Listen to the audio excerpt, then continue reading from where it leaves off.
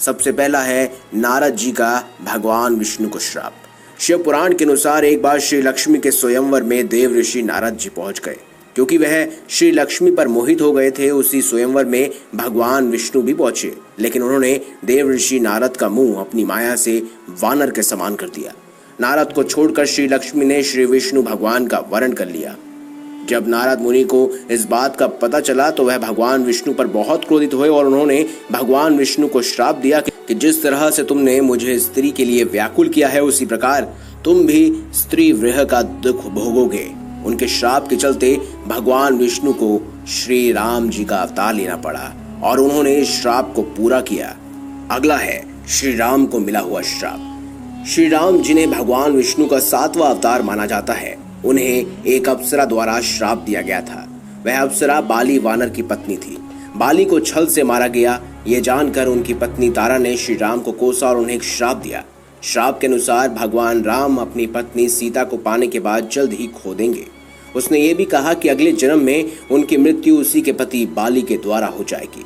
अगले जन्म में भगवान विष्णु ने श्री कृष्ण के रूप में जन्म लिया और उनके इस अवतार का अंत एक शिकारी ने किया, जो कि बाली का ही अवतार था। अगला है गांधारी का भगवान श्री कृष्ण को श्राप।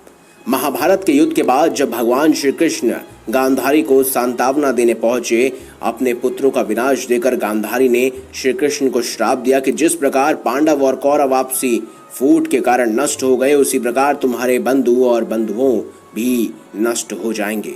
आज से 36 वर्ष बाद तुम अपने भाई बंधुओं और अपने पुत्रों का नाश करोगे और एक साधारण कारण से अनाथ की तरह मर जाओगे। अगला है शुक्राचार्य का राजा ययाति को श्राप। महाभारत के एक प्रसंग के अनुसार राजा ययाति का विवाह शुक्राचार्य की पुत्री देवयानी के साथ हुआ। देवयानी की शर्मिष्ठा नाम की एक दासी थी।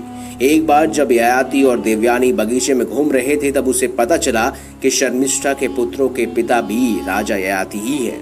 तो वह क्रोधित होकर अपने पिता शुक्राचार्य के पास चली गई और उन्हें पूरी कहानी बताई। तब दैत्य गुरु शुक्राचार्य ने ययाति को तत्काल ही बूढ़े होने का श्राप दिया।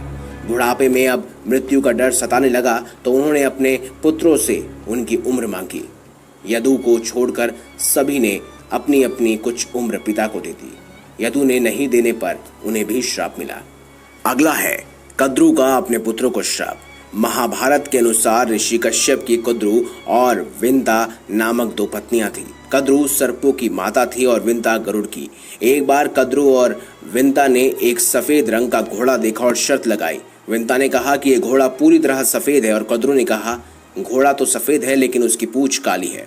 कद्रु ने अपनी बात को सही साबित करने के लिए अपने सर्प पुत्रों से कहा कि तुम सभी सूक्ष्म रूप में जाकर घोड़े की पूंछ से चिपक जाओ, जिससे उसकी पूंछ काली दिखाई दे।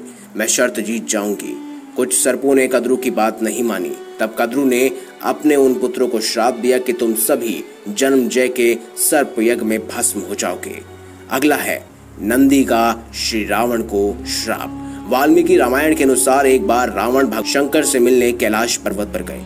वहां उसने नंदी जी को देखकर उनके स्वरूप की हंसी उड़ाई और उन्हें वानर के समान मुख वाला कहा। तब नंदी जी ने रावण को श्राप दिया कि वानरों के कारण ही उसका सर्वनाश होगा। अगला है तुलसी का भगवान विष्णु को श्राप। शिव पुराण के अनुसार शंखचूर्ण नामक एक राक्षस था। उसकी पत्नी का नाम तुलसी था। तुलसी पतिव्रता थी, जिसके कारण देवता भी शंखचूर्ण का वध करने में असमर्थ थे। देवताओं के उद्धार के लिए भगवान विष्णु ने शंखचूर्ण का रूप लेकर तुलसी का शील भंग कर दिया। तब भगवान शंकर ने शंखचूर्ण का वध कर दिया। ये बात जब तुलसी को पता चली तो उसने भगवान विष्णु को पत्थर हो जाने का श्राप दिया।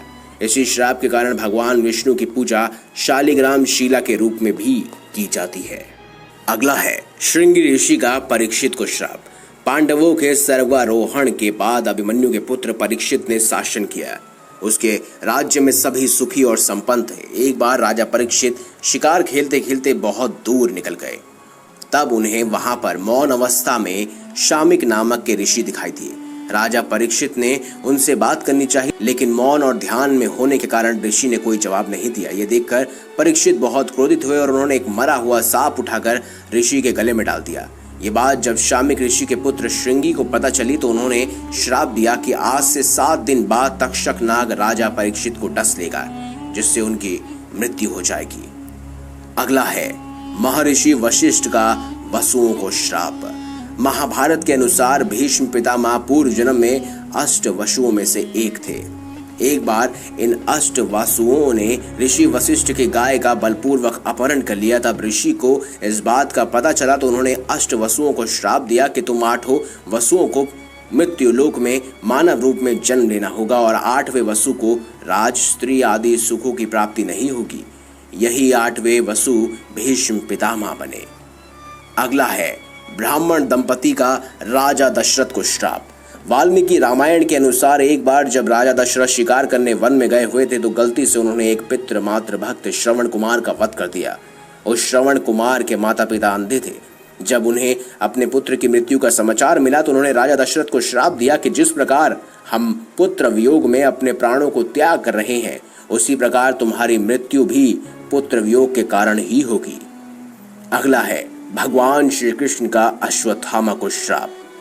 महाभारत युद्ध के अंत समय में जब अश्वत्थामा ने धोखे से पांडव पुत्रों का वध कर दिया और उसने अपने एक अस्त्र की दिशा बदलकर अभिमन्यु की पत्नी उत्तरा के गर्भ की ओर उस ब्रह्मास्त्र का रुख मोड़ दिया, ये देखकर भगवान श्री कृष्ण ने अश्वत्थामा को श्राप दिया कि तुम 3000 वर्ष तक इस पृथ्वी पर भटकते रहोगे और किसी भी जगह किसी पुरुष के साथ तुम्हारी बातचीत नहीं हो सकेगी।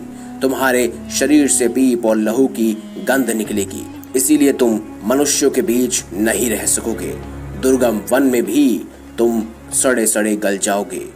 दोस्तों, ये थे देवों के द्वारा ऐसे 11 श्राप जिनका कहीं ना कहीं अनुसरण हुआ और भविष्य में ही इन्हीं गतिविधियों के, इन्हीं श्रापों के कारण नई नई पीढ़ियां संचालित हुई। दोस्तों, आपका क्या मानना है? आप हमें कमेंट बॉक्स में जरूर बताएं।